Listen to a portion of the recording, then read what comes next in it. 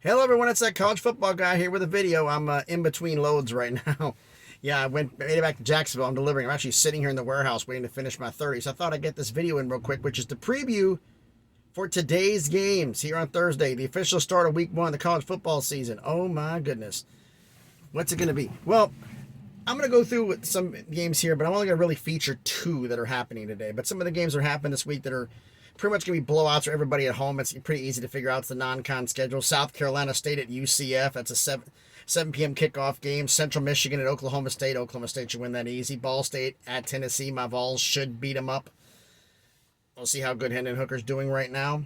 Then the 7:30 kickoffs, you got VMI at Wake Forest. Wake should win that easy. Then you got the 8 o'clock p.m. Eastern. These are all Eastern Standard Time. 8 p.m. Eastern Standard Time kickoff. Louisiana Tech at Missouri. Mizzou should beat them up. Although if Louisiana Tech could, I possibly in a remote chance, but I don't think so. 9 p.m. Eastern, New Mexico State at Minnesota. Minnesota is going to destroy these guys. 10 p.m. Eastern, you got Northern Arizona and Arizona State. Yeah, Arizona State's going to beat them up. 10:30 p.m. Eastern, 2 Mountain West teams. Portland State at San Jose State. That could be an interesting game to watch. And Cal Poly at Fresno. Fresno should beat them up. But the 2 games I'm looking at, the first one's going to be the early game, which is at 7 p.m. Eastern Standard Time, and that's the Backyard Brawl, West Virginia at Pitt. Last time these 2 teams played, it was in 2011, and it was 21-20 West Virginia. It was a game. Pitt led 17-7 at the half, but couldn't hold on. But what's going to happen this year? Well, Pitt's defense has got to get better. Pitt's defense last year, in the notes I made from last season, they had allowed 150-yard, 10-plus yard passes, which was second worst in FBS. You can't do that. They have a lot of issues on D right now. Kenny Pickett and Addison are gone. That offensive combo with Pickett running around, scrambling around, buying time, that's not there anymore.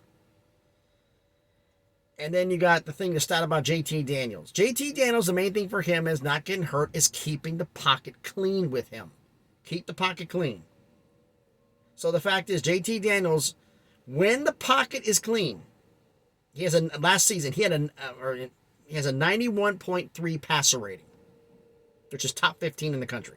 If he's kept clean, he can do damage, but he's got to be kept clean. That's going to be one of the focal points of this game. If Pitt can get to Get to JT Daniels, this could swing the other way.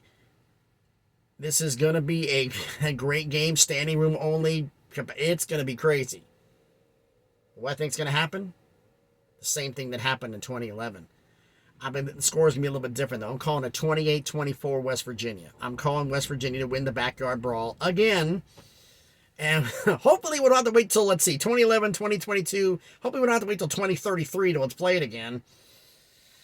Okay, the other game I want to feature talking about is going to be Penn State at Purdue.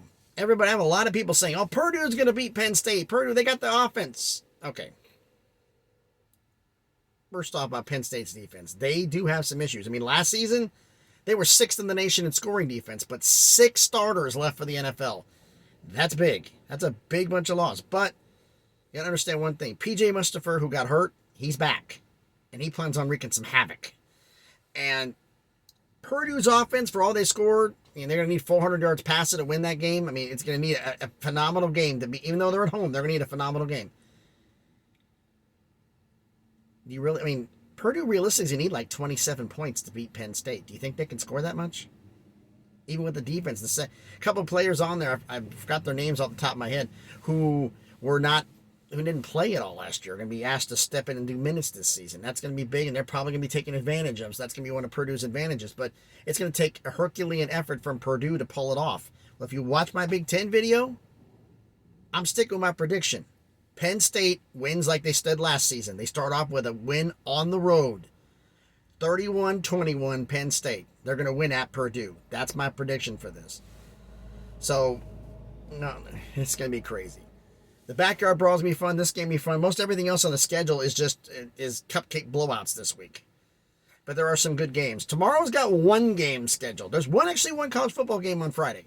And I'll get to that one, and I'll basically address that game along with any news and notes. And also tomorrow I'm going to be if I could possibly do it tonight, depending upon how the hours go, because it's kind of crazy along here. But if I get my hours in right, or I can get the time to get it in, if I don't have to do something crazy tonight and have to go to bed really, really early in order to get up early in the morning to start this run, I'll put out I did the video about who's the best of the group of 5. I want to do the video for the best of the Power 5.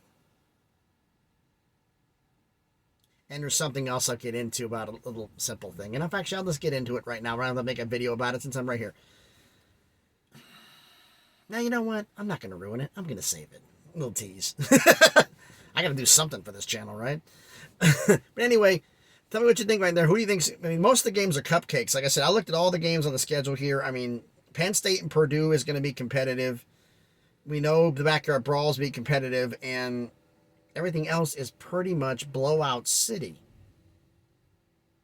But there are a couple of surprises that can happen. I mean, Akron's got a game, the early kickoff game, but they could lose because Akron is right now, I think, probably the worst team. It's not the worst team in FBS for the last 5 years in win-loss percentage, but in terms of talent, they may be the worst team. And they're facing an FCS opponent who could potentially beat them. So that'll be interesting to watch. But anyway, everybody, thanks everybody for watching the video. If you like the video, please give me a thumbs up. It helps the analytics. It helps the channel grow. I'm really trying. I'm going to be pushing for this for a while and being a nag about it, but I believe the videos to get a thumbs up so we can get the analytics up, get it watched more, get the channel to grow. Any comments, Mr. Make? Who do you think is going to win the Backyard Brawl? Who do you think is going to win Penn State at Purdue? Give me your impressions on this one. Like I said, JT's kept clean. He's good. He's not kept clean. Not so much. He's kind of middle of the pack.